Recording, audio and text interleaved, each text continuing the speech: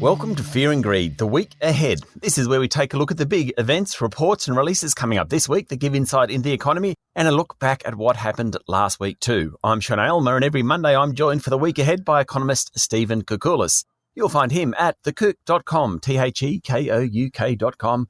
I don't know how many times I've said that, hundreds of times. You'll find him at thekouk.com and on Twitter using the handle thekouk. Stephen, good morning. Good morning, Sean. Now, we spoke off air and you said you were in great form because you had a fantastic time last week with all the employment data, the Fed indicating it may move on rates sooner.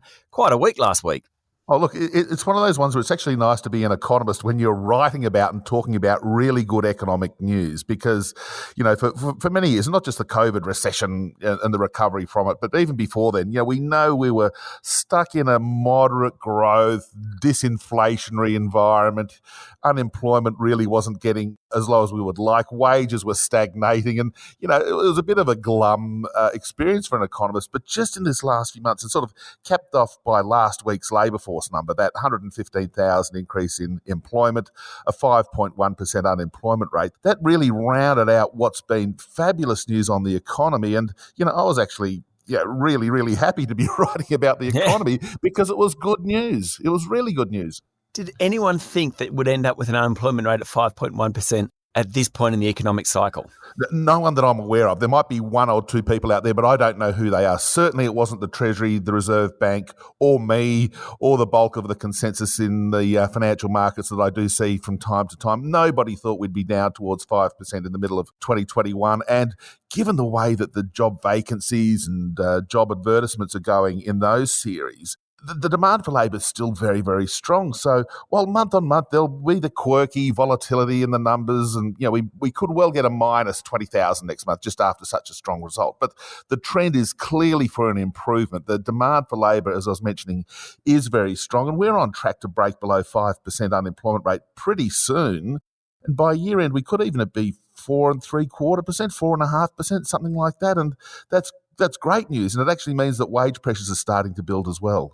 Now, the other big bit of news out of the markets last week was the Fed governors getting together, and the majority of them came out and said, look, we think interest rates might have to rise in 2023, which is about a year ahead of what they had said previously.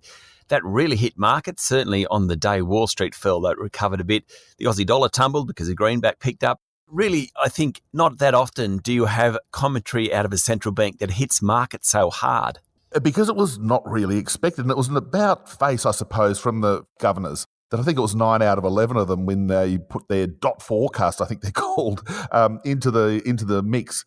You know, the vast majority was saying that in 2023 they probably needed to hike a couple of times, so 2 25-point rate hikes by the end of 2023, and the market wasn't really prepared for that. So in a sense, as you said, there was a bit of a jolt on Wall Street. Stocks sort of got hit a bit, but they're sort of a bit choppy right now because, of course, they fear rate hikes from the Fed. It's still a little way into the future. But again, when you read the reasons behind that hawkishness from the Fed governors, it's because the US economy is recovering too. Now, they're still a little way behind Australia in terms of, you know, regaining the lost output during the recession of 2020, but they do have an improved labour market. They do have those inflation numbers which were printed a week or two ago showing that inflation is building, even though there might be, again, some quirks in those numbers. But, you know, it's a good news story. You know, we don't want interest rates to remain at zero in the US or Australia forever because that's a sign of economic weakness. We would prefer them to, inverted commas, normalise with a couple of rate hikes over the next couple of years because that's a sign that the economy is improving, inflation's lifting and the labour market's doing better. Well, that was last week, Stephen. We'll be back in a moment and get into the week ahead.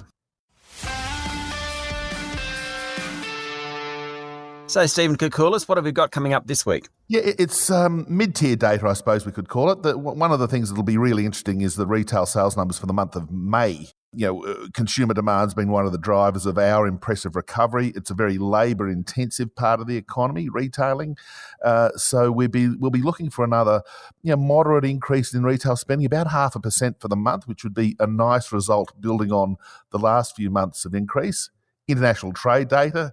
They're out and gosh with those commodity prices. Iron ore, as we speak, is around that $220 a tonne, a fabulous price that we're getting. So we're going to be running another massive trade surplus there, which is really good news. And we have one of the assistant governors, Lucy Ellis, giving a talk later this week about the economy. And again, whether she's going to be sort of starting to soften up the markets for the start of the end of that super easy monetary policies, not in terms of interest rates, but in terms of the bond buying, the yield curve control, and these sorts of things. Well, we'll see. But I think we need to get to that point where the market's looking for some softening in the RBA stance. It's really interesting when it's reading the tea leaves when you listen to Reserve Bank governors and deputy governors. So Lucy Ellis, you mentioned this week. Last week, Philip Lowe, the governor, was out. They really, so far, have not said too much about changing their monetary policy stance. Yeah, unlike the Fed, which we were just talking about, the RBA is sticking to its guns for now. They're sort of saying that their assessment of the return of inflation to within the 2 to 3 target is still some years away, that the wage growth that they want to see is still some years away. They really want to see that unemployment rate down to 4.5 to get that wage growth coming through. Now, this is not to be critical of the RBA. They're made up of mere mortals, and they make forecasting errors, I suppose, from time to time. I'm just wondering if that would be a good news story, by the way, if we get to sort of towards the end of this year, and if we do actually see the Australian CPI ticking up in underlying terms, if we do see a couple of wage results that are showing, quarterly wages growth at 0.8% rather than 0.5%, that's on track to hit an annual rate of 3% or more. So they might just be being super cautious because they were wrong on inflation pre-COVID, so they wanted to keep policy stimulatory, but they might be beaten by the reality of a stronger economy. Yeah, you mentioned wages growth, and the Fair Work Commission last week, of course, gave 2.5% rise to minimum wage earners. Does that feed through much to what we're talking about here? Yeah, only about a quarter of the people do actually get the minimum wage, and a lot of it's casual and part-time work.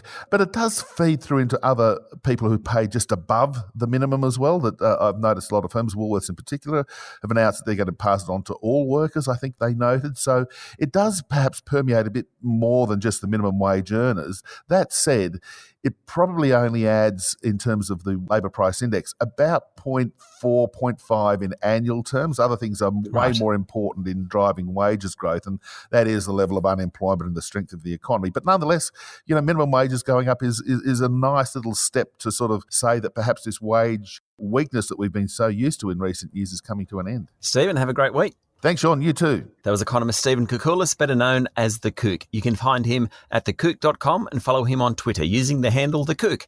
I'm Sean Aylmer, and this is Fear and Greed, the week ahead.